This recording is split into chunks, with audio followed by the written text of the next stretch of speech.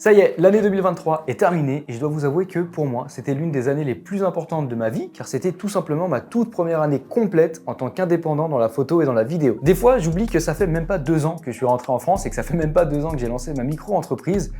Et quelle aventure depuis mon retour! Avant toute chose, je voulais vous souhaiter une très bonne année 2024. J'espère que les fêtes d'année se sont bien passées. Moi, j'ai décidé de commencer cette année 2024 avec une nouvelle vidéo bilan. Je vais faire une petite rétrospective de mon année 2023 et j'ai décidé de diviser cette vidéo en 3 parties. Premièrement, l'aspect YouTube, deuxièmement, l'aspect professionnel et troisièmement, l'aspect personnel. On est parti!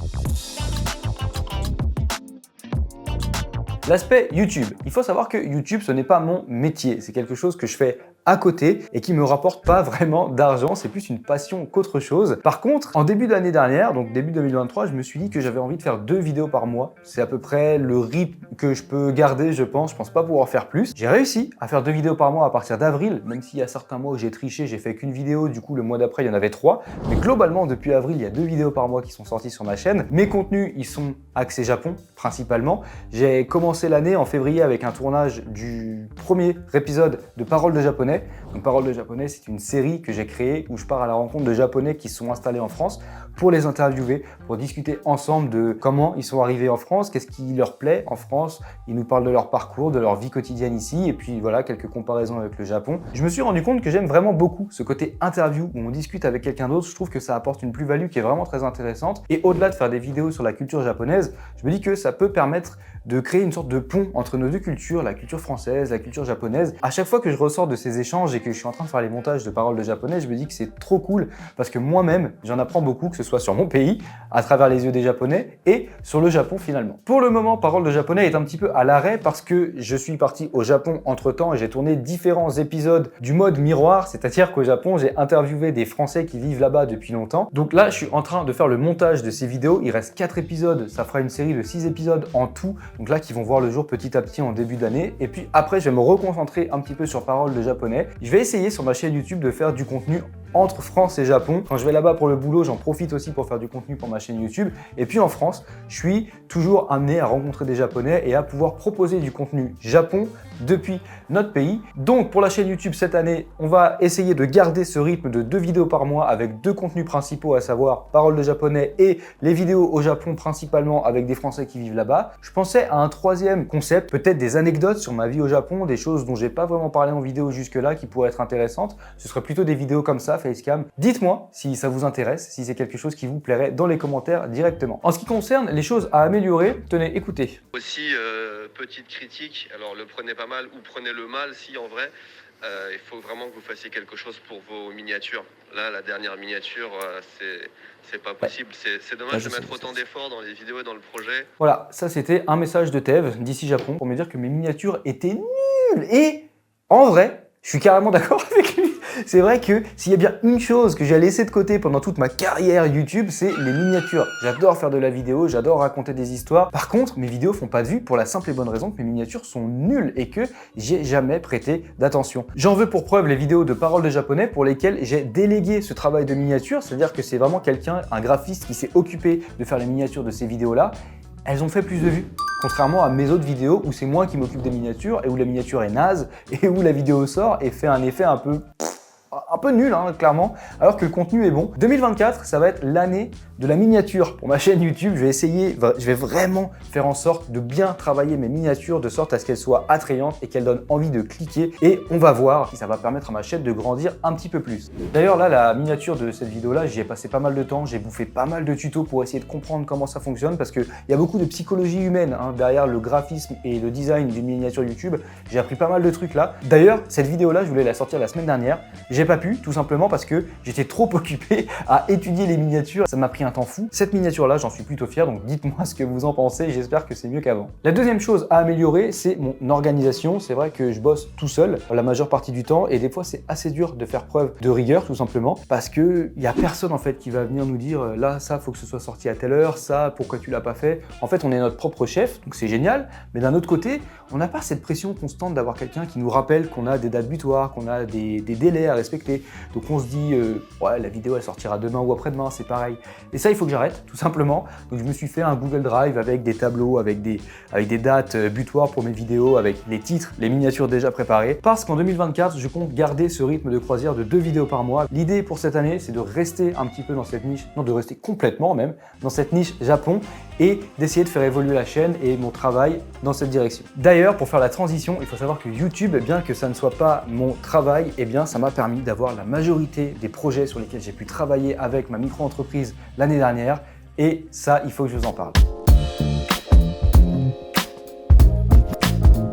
L'aspect professionnel maintenant, donc comme je vous l'ai dit un petit peu plus tôt, moi je suis indépendant, freelance, micro-entrepreneur, il y a plein de façons de qualifier le truc, mais globalement je suis un indépendant. Je propose mes services de photo vidéo, de montage, cadrage, tournage, tout ce que vous voulez, pour différentes entreprises, pour d'autres entrepreneurs. C'est comme ça que je gagne ma vie. Pourquoi est-ce que YouTube est très important dans cette équation? Tout simplement parce que YouTube, c'est une sorte de portfolio en permanente évolution qui me permet de montrer mon travail, qui me permet de montrer mon évolution et qui permet aux gens de me trouver sur Internet aussi, tout simplement. C'est d'ailleurs comme ça que j'ai trouvé les plus gros projets de mon année 2023. Ma chaîne YouTube, même si elle est pas très grosse, elle me permet quand même d'avoir un portfolio en constante évolution qui permet de montrer mon amélioration au fil des mois et qui me permet également de passer des annonces. Et c'est comme ça que des gens ont pu me contacter, comme Vivien par exemple. Donc Vivien, c'est un entrepreneur, c'est un développeur d'applications indépendant et il m'a contacté l'année dernière quand il a vu ma vidéo dans laquelle j'expliquais que je me lançais, que j'étais à mon compte. Et lui, il suivait déjà mes vidéos et c'est comme ça qu'on est rentré en contact. Depuis, on est potes, on a bossé sur plein de projets. C'est grâce à son projet que je suis reparti au Japon l'année dernière la première fois. Il y a la marque Mazda, donc la marque d'automobile japonaise qui m'a contacté après avoir vu différentes vidéos sur ma chaîne YouTube. L'un des projets les plus dingues de 2023. On a bossé ensemble en mars, je crois. Et c'était trop cool de réaliser une publicité pour Mazda et je suis trop fier de me dire que c'est grâce au travail que j'ai fait en amont qui m'ont repéré, qui m'ont embauché et que de là, voilà, j'ai pu partir sur des projets aussi fous. C'est vraiment super valorisant. J'ai aussi été sur pas mal de tournages pour Louis-San, que vous connaissez sûrement, c'est l'un des plus gros youtubeurs Japon en France. En 2023, on a terminé avec les bouchées, c'était quelque chose. Il y a Rodolphe qui est juste derrière moi là, qui a shooté du coup toute la séquence. 多分この部位をフランスではあまり食べないと思うので Et avec Louis, on se connaît depuis pas mal de temps, puisque quand j'ai lancé ma chaîne YouTube à l'époque, on avait discuté comme ça sur Twitter ou sur Instagram et on s'était rencontrés à Tokyo. Et quand je suis rentré en France et que j'ai lancé mon entreprise, il s'est dit que ce serait cool de bosser avec moi parce qu'il aime mon style de vidéo. Et en plus, je parle japonais. C'est aussi un atout indéniable, c'est que je sais parler japonais. Et du coup, quand on est sur des tournages avec Louis, qu'il y a des japonais, etc., et ben ça aide quand même pas mal que le cadreur il puisse communiquer avec tout le monde. Le plus dur quand on se lance en indépendant, évidemment, c'est de développer son carnet d'adresses. Il n'y a rien de plus important que le réseau dans le boulot. Et c'est vrai qu'au début, quand on lance sa micro-entreprise et que personne ne nous connaît, c'est vraiment pas facile. Il faut faire beaucoup de prospection, il faut vraiment aller toquer à toutes les portes. Par contre, une fois que ça s'est enclenché, un projet en amène un autre, qu'en amène un autre. Vous allez rencontrer différentes personnes, il va falloir faire fructifier ces rencontres et après, ça fait un peu effet boule de neige. Et c'est là que le jeu de l'entrepreneuriat se met en place et c'est là que c'est le plus intéressant. C'est vrai que quand j'ai lancé ma micro-entreprise, je venais de rentrer en France. Je savais pas trop à quoi m'attendre, j'étais un petit peu hésitant. Je me suis dit au début, si j'arrive à dégager l'équivalent d'un SMIC par mois, ce serait déjà formidable. Je me suis dit que si j'arrivais à repartir au Japon avec mon travail, ce serait le rêve, c'était vraiment mon plus gros objectif. Je me demandais surtout comment est-ce que j'allais me faire une place dans ce monde déjà saturé d'images, avec beaucoup de créateurs déjà très talentueux qui sont en place. Mais grâce à YouTube, ça m'a permis de récupérer des projets qui me sont entre guillemets un peu tombés dessus, mais c'est parce que j'ai beaucoup travaillé avant pendant plusieurs années sur ma chaîne et sur ma façon de filmer, sur ma façon de faire du documentaire, etc. Mais je dois vous avouer que c'était vraiment un coup de pouce monumental. Donc un an plus tard, je suis très fier de pouvoir vous dire que j'ai fait mieux qu'un SMIC par mois en 2023. Ça m'a permis d'acheter tout mon matos photo vidéo, tout ce dont j'avais besoin en moins d'un an. Peut-être qu'en 2024, je vais pouvoir économiser un petit peu, faudrait que je mette de côté parce que 2023 m'a coûté cher quand même. J'ai aussi réussi à repartir au Japon grâce à mon travail et ça, j'en suis trop fier parce que c'était vraiment mon objectif principal. La première fois, c'était grâce à Vivien quand il voulait créer sa boîte à Tokyo et qu'il voulait documenter tout ça. Donc, je suis parti avec lui pour faire plein de vidéos sur sa chaîne, etc.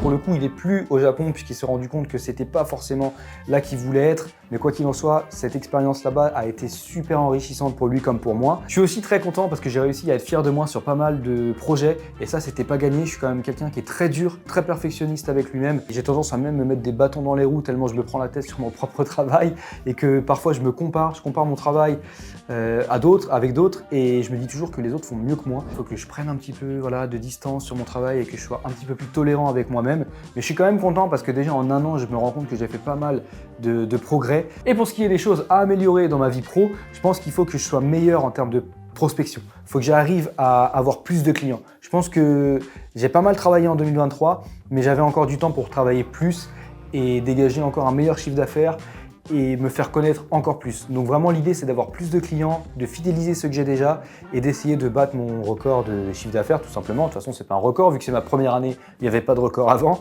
Mais voilà, ça va faire partie de mes objectifs, c'est les choses à améliorer. Rigueur, organisation et prospection. Même si la prospection, on va pas se mentir, c'est vraiment pas le plus fun. Et comme je vous parle du Japon, j'y suis retourné une deuxième fois aussi en 2023. La deuxième fois, c'est en octobre que j'y suis retourné et c'était avec Amandine. On a refait un road trip de 2 semaines, donc ça va me permettre de faire la transition sur le côté un peu plus personnel de ce bilan.